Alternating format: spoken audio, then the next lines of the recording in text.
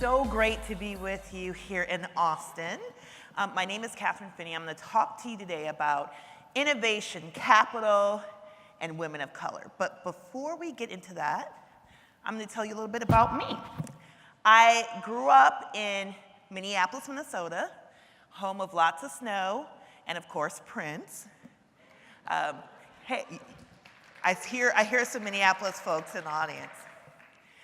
From Minnesota, I left and went to college.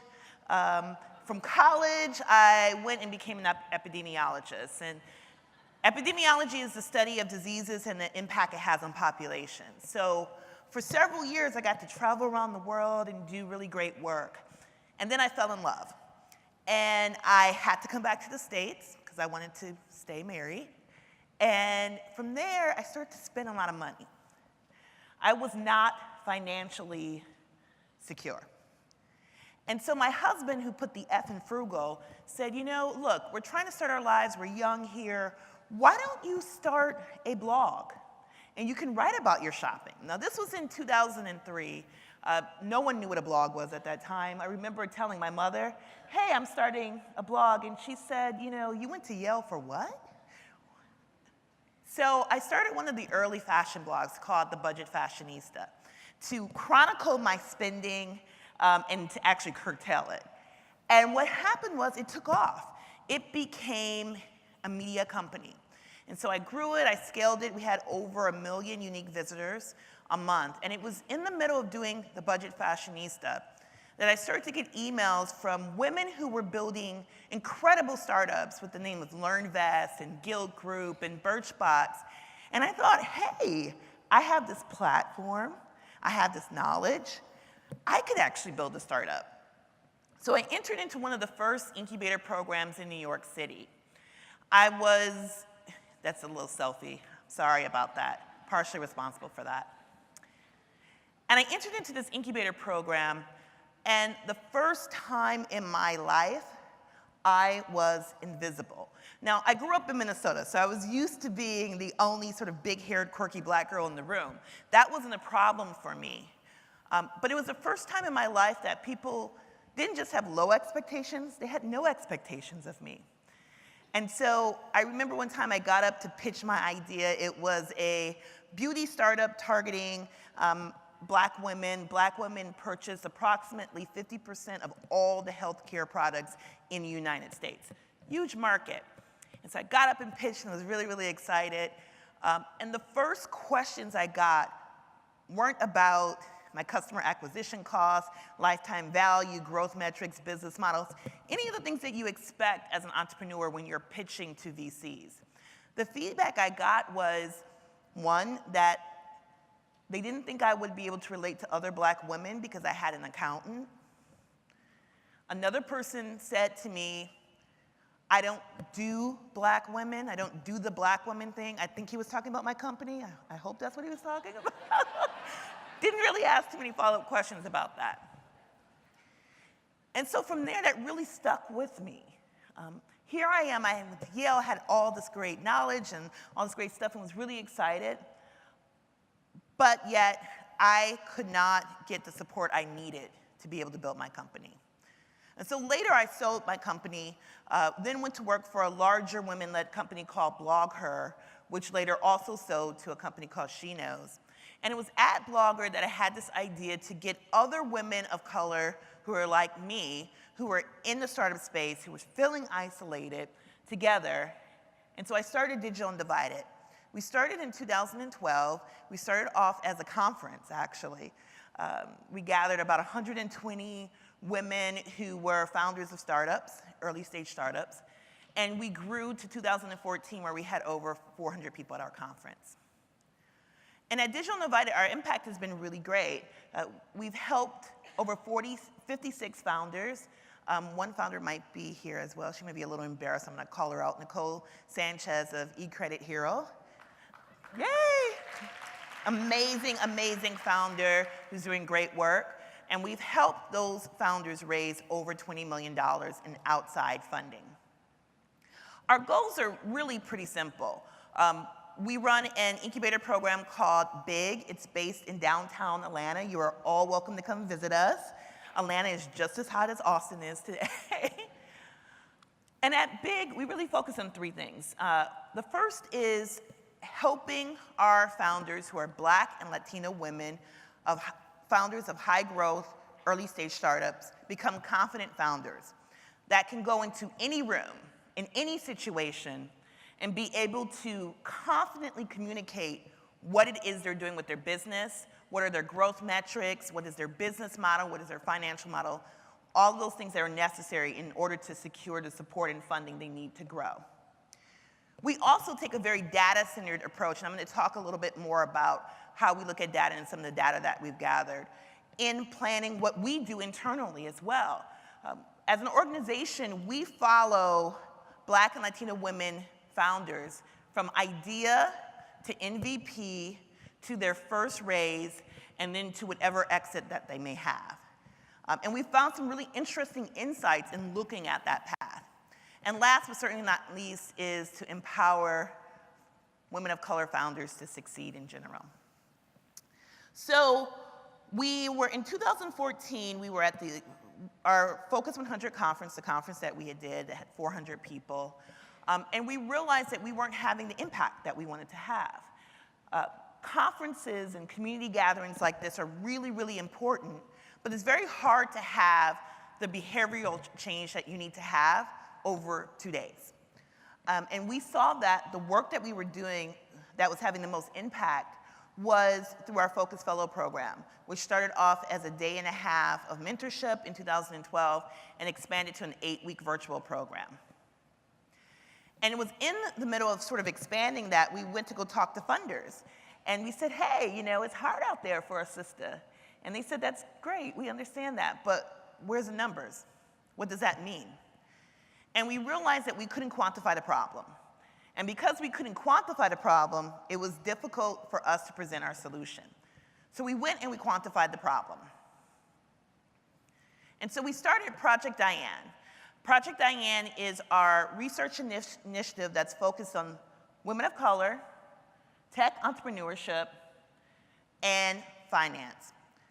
And we started looking at what was going on in the space. We had to do primary research because when we started at the end of 2014, there was no data available on what was going on with women of color in the tech space. In fact, there wasn't really any data on women. And so we went and we created a primary database. We scoured Mattermark, we looked through Crunchbase, we went literally through all 60,000 entries in Crunchbase. And what we found was startling. We found that Black women founders on average raised $36,000. Only $36,000. And this is in comparison to the $1.3 million that is raised on average by mostly male, mostly white, failed startups. So we weren't even raising enough to fail. And that represented about 0.2% of all venture capital funding. Now, if you compare that, Black women in particular are about 7% of the US population. So we weren't even raising close to 1/10 of where we're at in the population. Another thing that we found, and this was really, really interesting, we've had a number of staff meetings about this when we first discovered this, and that is the institutions that Black female founders came from were not the same institutions that general population, mostly white, mostly male founders came from. And in fact, Spelman, a historically Black university that services mostly women, and Stanford had the same exact number of Black female founders. And why this is important is, for those of you who are investors, you know that you usually source your networks for investment. And if your network is based at a Stanford, a Carnegie Mellon, any of these institutions that don't produce a number of Black women founders, you're going to miss out on a whole entire investment base. So again, it's the invisibility. Another statistic that we found, and this one has caused a bit of ruckus just because it's such a startling number, is that we could only identify 18 Black women who have raised more than $1 million in venture funding. 18. And why that number is particularly important is the average Series A raise in the United States is between $10 and $15 million. Of those 18 women, we have not identified one Black woman who has raised more than $10 million in venture funding. And in fact, what we found was many Black women were calling the raises at 2 and 3 million as their Series A round. And so they were raising sort of institutional investment far earlier than other startups, and mostly because there wasn't enough seed funding, there was not enough angel funding, not enough of the early capital needed. So we created our big incubator, and we learned a lot in the process. We took the data from Project Diana and used that really as a foundation to create what we were doing. And what we learned was a couple of really interesting things. The fundamental thing that we learned was, at the core, entrepreneurship was about control and living a creative life.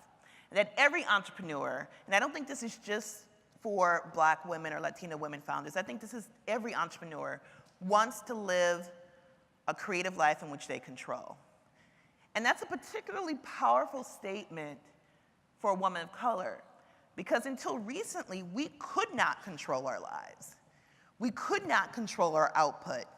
Many of us, particularly those of us who were formerly incarcerated or are currently incarcerated, still can't control our output, can't control our lives and own our work. But entrepreneurship offers that path, and that is what attracted people to entrepreneurship. We also learned that the path is as important as the destination. At least in the tech space, we always measure by how much you raise. At the end of the day, how much did you raise for your company? What series are you on? But what we learned was it is important to look at where you started. And it's particularly true for women of color because there's not enough information on how do we navigate through this space. There are some serious roadblocks that are presented for us. And how do we get around them? How do we become successful? What do we need to be successful? Is very different than what it takes for other startups to be successful. And it also led to another thing, is that money is a problem. It is a major problem, but it's not the problem. And that was really interesting. In our first cohort, we're in the middle of our second cohort. Our first cohort, we gave $20,000 in angel investment from our angel fund, the Harriet Angels. And we thought, you know, if we give people seed money, that's going to solve the problem. And we realized that wasn't the problem. The problem was much deeper. And in cohort 2, we actually did not give funding. We actually charged, which was really interesting. And we saw a 25% increase in applicants. Was not what we expected to happen. So money wasn't the challenge. It wasn't the barrier to people getting into this space. And one of the closing things that we found, and I think this is really important, is to build a robust ecosystem in the startup world, but in entrepreneurship in general, you have to have this intersection of training, of networking, and capital. And that's really, really important. And for women of color, that didn't exist. So you might have a pocket of capital over here, but it was either difficult to get. You either had to have a certain credit score, you had to be a part of a certain network. Sometimes you might not be, quote unquote, poor enough to get it. You might have access to certain networks, but those networks weren't dynamic. They weren't networks that necessarily had access to capital. You might have access to training, but the training was for lifestyle companies, not for someone who's looking at growing a high growth company that can employ and really have an impact in their local economies. And so what we do at Digital Undivided really is at the intersection of those. And so I want to implore you to think differently and do differently when it comes to this space. I think there's a tendency to take a certain path when working with communities of color. Again, there were things that assumptions we made, even as a Black woman, about money and access and things that we had to relearn, and we had to rethink, and we had to do differently. And so, thank you all. I think we are opening up for questions, comments, right? I think there's some lovely microphones going around. Anyone have any questions, comments about anything? We can talk about Minnesota, Prince. I think there's a question over there. Okay. Just curious, when you're looking at difficulty, back here in the back on your left. Oh, okay. So when you look at difficulty of capital raising, do you see it at certain like inflection points that are very challenging, where it's quote unquote easy to raise in the tens of thousands, impossibly difficult to raise in the hundreds of thousands, gets easier in the single digit millions as you gain traction? I'm just kind of curious in your experience where the really tough, challenging inflection points are for women of color founders. The tough challenges that we've seen, it's been around the 250. Anything over 250 is incredibly difficult. It is, I don't want to say fairly easy, but it is easier to raise between the 10 and 25,000. And the reason being is there's an awful lot of pitch contests and things like that going around. And so people are able to go to those and win those and get sort of that very early beginning seed. It is when they actually start to need capital to really grow where they're really coming up against that challenge. Yeah. Did you look at, in any way, not just the perceptions that others might have had of the entrepreneur, but the perceptions that the entrepreneurs had of themselves and how they acted as a result of that? Can you explain that a little bit more? The expectation that an entrepreneur has and how they conduct themselves can affect the dynamic. And I'm wondering if the entrepreneurs viewed themselves as at a disadvantage, if that became self-fulfilling in any way, or might have been. Well, I think that's an interesting question. I don't think there's a self-fulfillment process of feeling you're at a disadvantage when you're a person of color. I think that's more of a reality. And I'll give a perfect example. I think that's an interesting question. I'll give a perfect example. A number of founders, so we have our program, we have a really vast alumni network, and I talk to a lot of our founders, some who have raised over the $1 million mark. And one of the things that we constantly hear is that they will go in to pitch their company. And they have only an hour with the VC, you only have an hour. And I mean, I think they time it down to like the second, like at 60 minutes, you are out the door. And oftentimes they spend 45 minutes of that 60 minutes explaining why they're in the room, why they're even there, answering questions about their background. How did you go to Yale? How did you get there? That takes away the time you have to talk about your company. And so you're left with 15 minutes, whereas other companies, the assumption is you belong in the room so you don't have to explain it. So you maybe spend 10 to 15 minutes giving your background and the other 45 minutes talking about your company. So it's not a perception, it's a reality that they're at a disadvantage. Questions? Hi.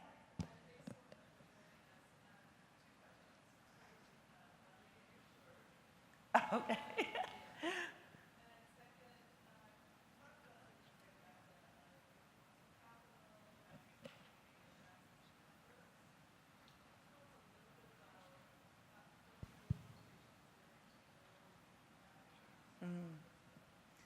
Thank you. So the first question was about my shirt and how she could get one.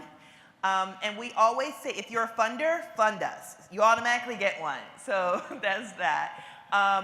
And it's really being a part of our network. So anytime you see someone with this shirt, you know that they're somehow involved in what we do. Not necessarily even as a funder. You might be a mentor somehow involved or a supporter.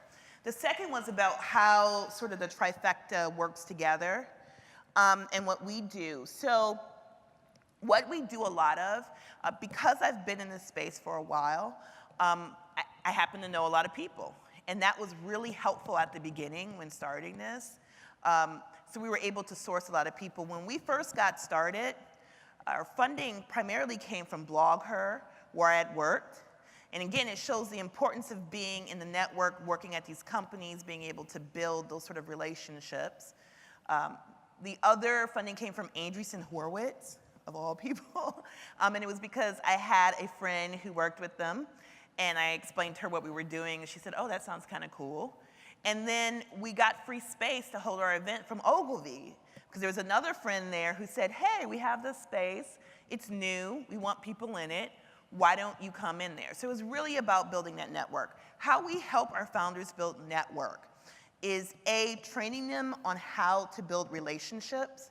So we do the traditional, customer discovery, business model canvas, lean startup, all the traditional, but it's the other stuff that becomes really important, the soft stuff, that's really harder to do. How do you build a relationship?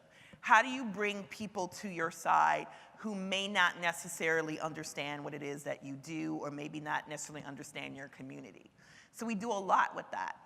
And we invite people in. It's amazing how many people will show up if you just invite them.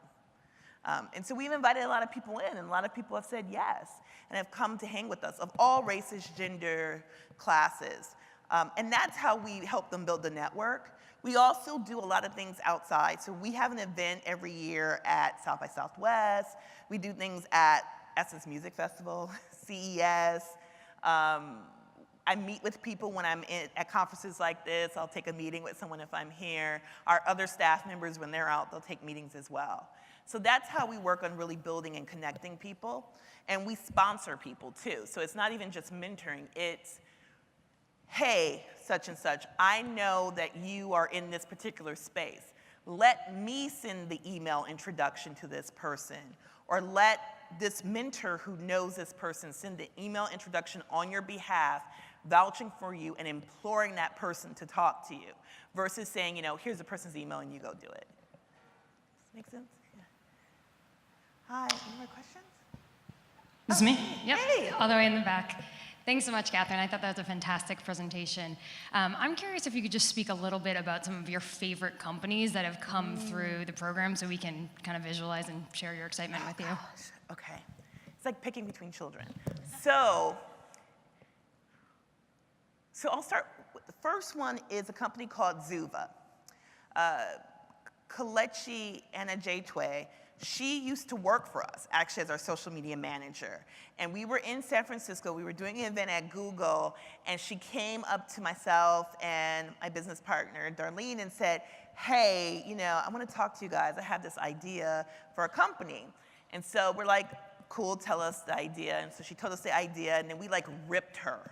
I mean, now that I think back, we were really harsh on her. But we ripped her and we're asking her all these questions and you need to find out this and what's your keystone pricing and all this other stuff. And so our idea was to create a marketplace to sell African clothing and prints and design. That was her general idea. Kelechi went back to the drawing board after we kind of grilled her, went to FIT, the Fashion Institute of Technology in New York, learned about keystone pricing, learned about marketing, learned about building an online platform, learned some JavaScript, learned Magento. She did all of this work herself and built her platform. And to this day, I think her revenues, I haven't looked at her latest financials, but her revenues as of 2016 was somewhere around $2.5 million a year. So that's one of my favorite ones. Another one is Nicole Sanchez. I met Nicole here in Austin, I think maybe 4 years ago.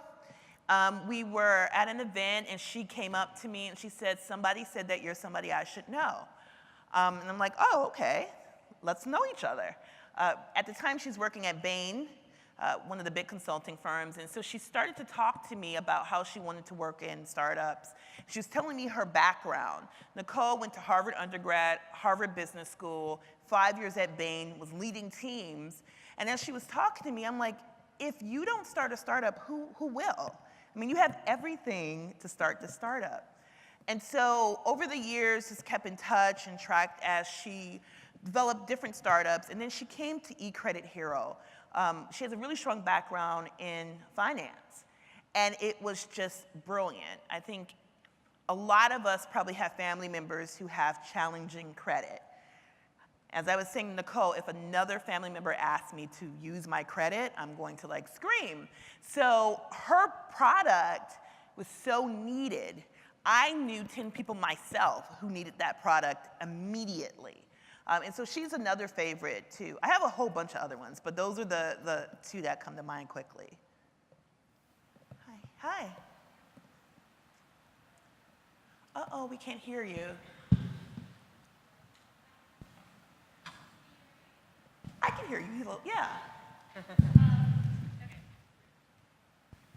Hello? Oh, Yeah, wow. that's great. Thank you. Thanks for your presentation. You're clearly a great observer of this space, both, I'm sure, from data and your own experience. And I'm wondering what you have observed or learned, or what advice you can give about how we change who controls the money to begin with. So last I checked, I think about 6% of venture capitalists are women, so I'm sure women of color are a much smaller percentage of that. Yeah. And I've learned just through experience, my partner and I are both women. We are at a small venture capital firm. Without trying, it's not a screen of ours, but 76% of our founders are people of color or women. And I think it's just because we're women. Yeah, I mean, yeah.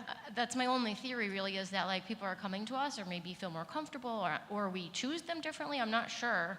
But I do know that 6% is not enough in terms of the decision making and the money that flows. It absolutely has an effect. And the way that you're coaching people to speak to venture capitalists is because of who those venture capitalists are. And it's funny, we make jokes that sometimes we need to coach certain people on how to pitch women because they come across as like way overconfident, they have all the answers, et cetera. So just curious what your thoughts are on how we affect change in who controls the money, which I think will flow to who gets the money.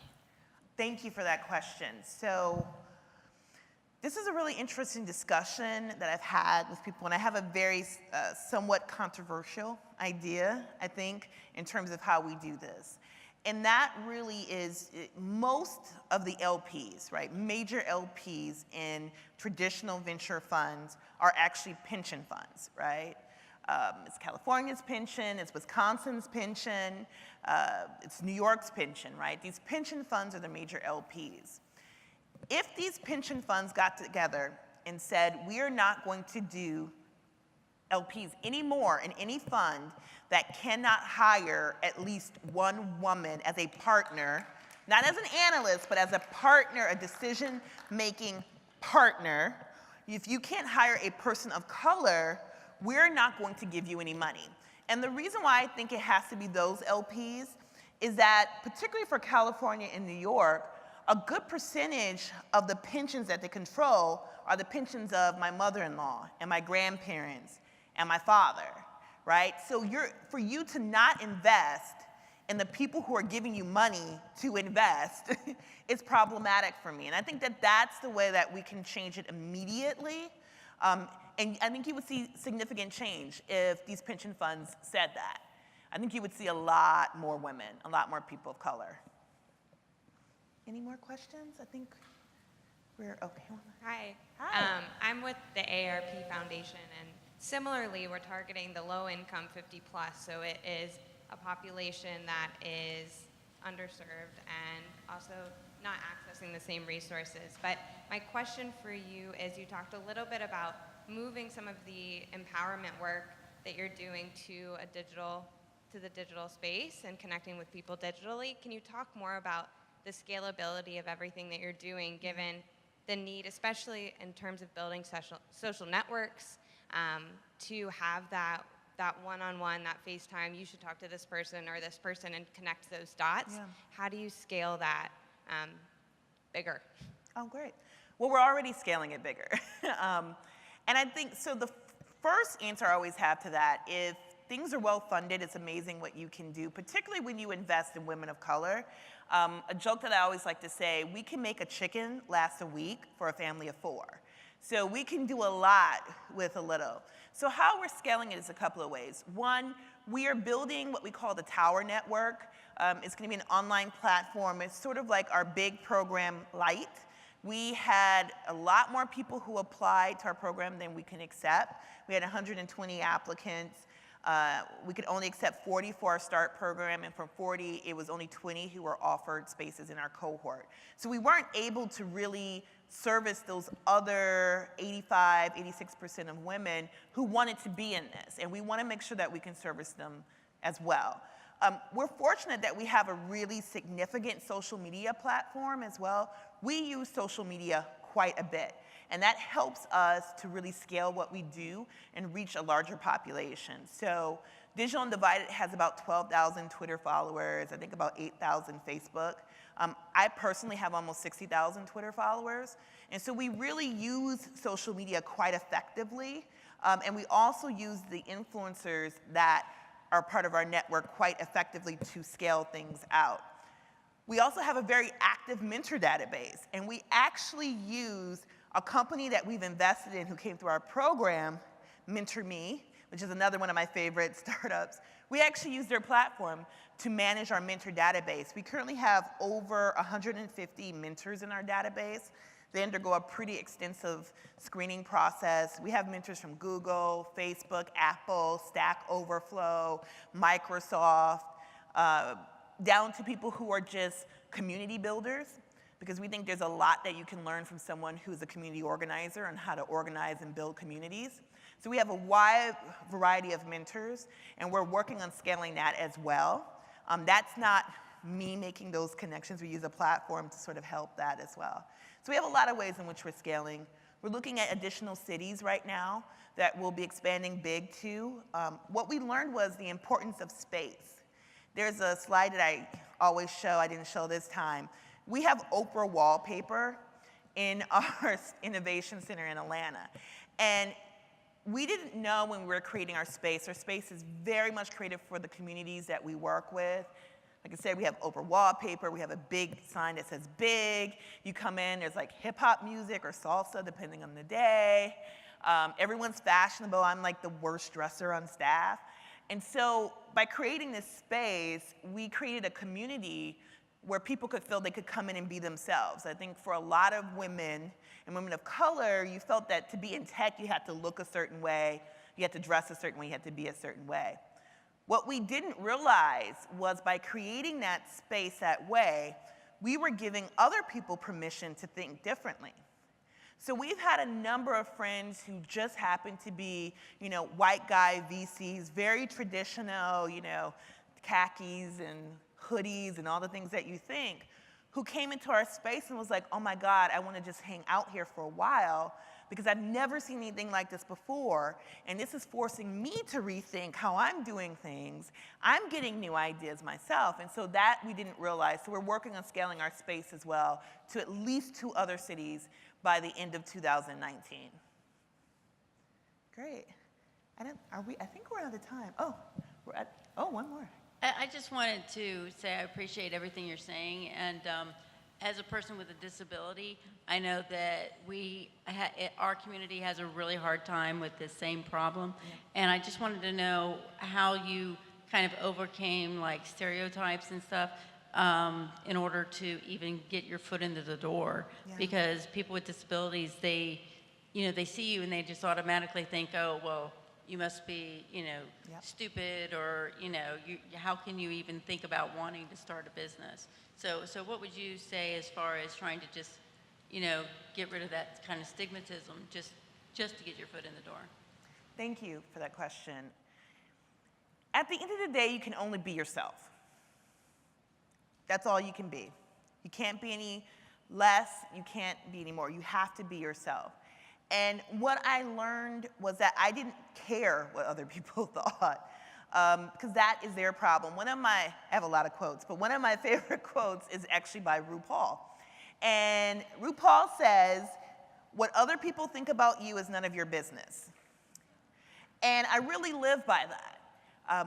Because when you place that much power on someone else to define what it is you can do, you take away your own power. And you can't give them that. So all you can do is be the best that you can be. Like, sometimes I come into rooms where I know people don't necessarily want me in there, and I know that they're thinking a certain way about me, and I literally have like an image of RuPaul in my head saying, what they think about you is none of your business. You just do you, and you be you, and whatever they accept, they just accept or they don't accept. But you can only do that, and I think that is the way that I approach this. That is the advice that I give our founders. And it's also the advice that I live by myself. And it's really interesting when you are yourself and you clearly know your metrics, you know all the things that you know. There are going to be people who are not going to like you and it doesn't matter, and they're going to have things about you. But it's interesting the number of people who appreciate that and who pick up on that and who want to help you and who want to work with you and who want to support you when you are your authentic self. Thank you.